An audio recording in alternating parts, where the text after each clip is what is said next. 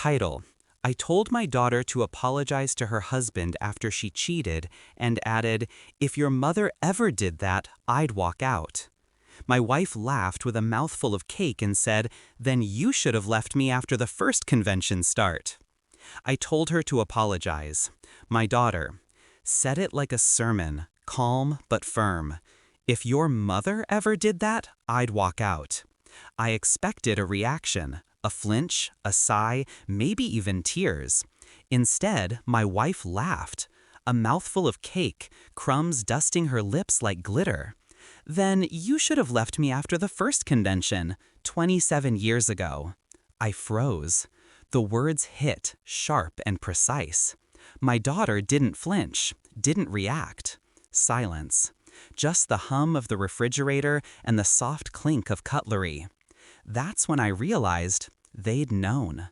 All this time. Years. My chest tightened, not with shock, but with a cold, controlled fury. 27 years. I remembered the first convention. The late nights, the whispered excuses, the hand-holding, the smiles, the business trips. I had believed in her, trusted her with every fiber of my being. I had built my life around honesty, around the fragile illusion of partnership.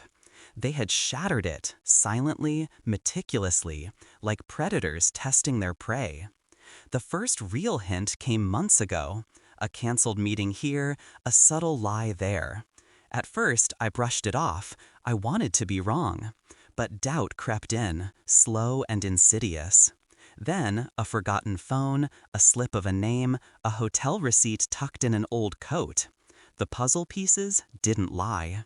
She had been living a double life right under my nose. And my daughter, my sweet naive girl, had known.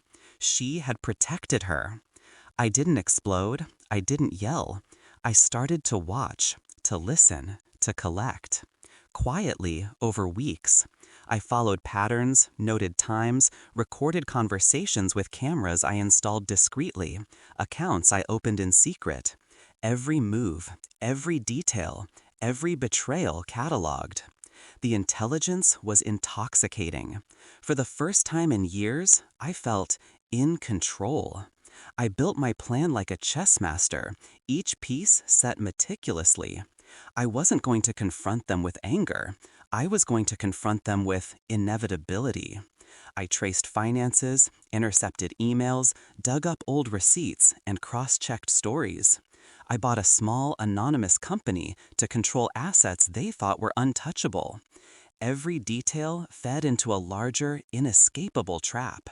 Then the day came. I chose a weekend, quiet, predictable, perfect. I let them believe I was still reeling, wallowing in hurt. The stage was set. It started small.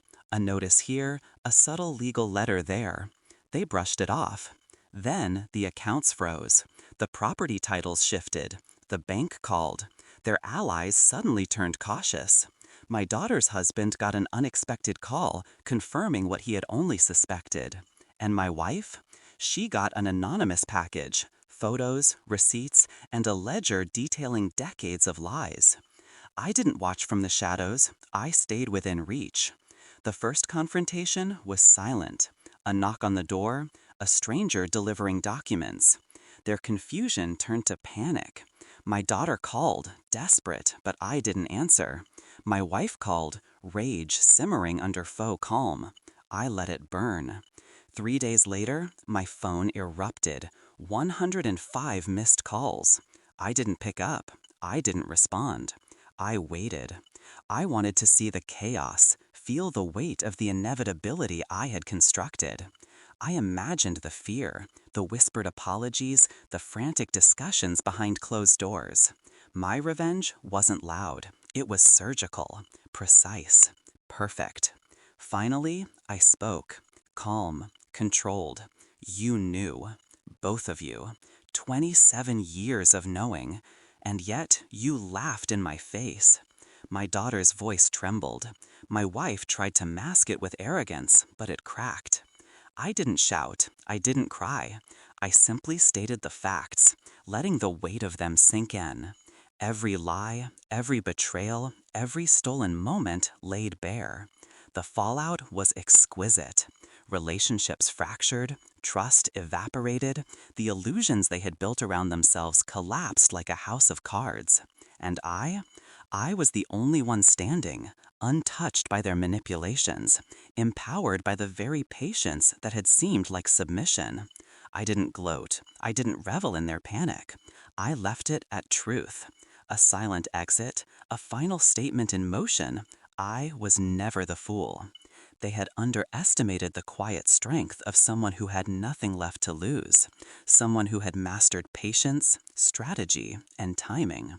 Driving away that night, the city lights reflecting off the windshield, I felt a calm I hadn't felt in decades.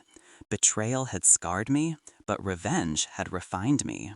And for the first time in years, I knew I would never be blind again. The calls continued, desperate, frantic, pleading. I let them ring. Silence was my ultimate signature. The lesson? Actions speak louder than words. And I had spoken volumes.